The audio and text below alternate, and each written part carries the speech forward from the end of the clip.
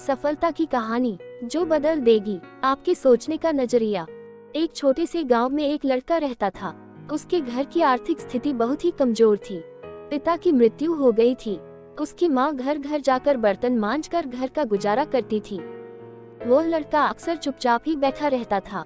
एक दिन उसके टीचर ने उसे एक पत्र देते हुए कहा, तुम इसे अपनी माँ को दे देना। उसकी माँ उस पत्र को पढ़कर मन ही मन मुस्कुराने लगी। बेटे ने अपनी माँ से पूछा, माँ इस पत्र में क्या लिखा है? माँ ने कहा, बेटा इसमें लिखा है कि आपका बेटा कक्षा में सबसे होशियार है। हमारे पास ऐसे अध्यापक नहीं जो आपके बच्चे को पढ़ा सके, इसलिए आप इसका एडमिशन किसी और विद्यालय में करवा दीजिए। लड़का खुश हो गया और साथ ही साथ उसका आत्मविश्वास भी बढ़ गया। वह मन ही मन सोचने लगा कि उसके पास कुछ खास है। अगले ही दिन उसकी माँ ने उसका एडमिशन दूसरे स्कूल में करवा दिया। उस लड़के ने मन लगाकर पढ़ाई की और एक दिन अपनी मेहनत के दम पर बड़ी सफलता हासिल की।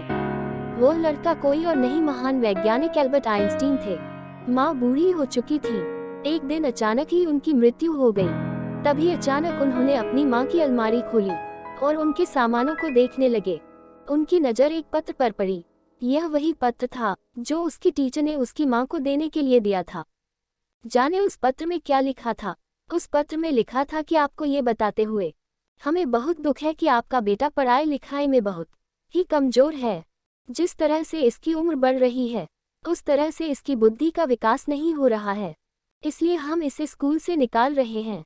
आप इसका एडमिशन किसी दूसरे स्कूल में करवा दीजिए, नहीं तो घर में इसे पढ़ाए। जिस प्रकार पत्र पढ़कर आइंस्टीन की माँ ने अपने बेटे की सोच बदल दी, ठीक उसी प्रकार आप भी अपनी सोच बदल सकते हैं।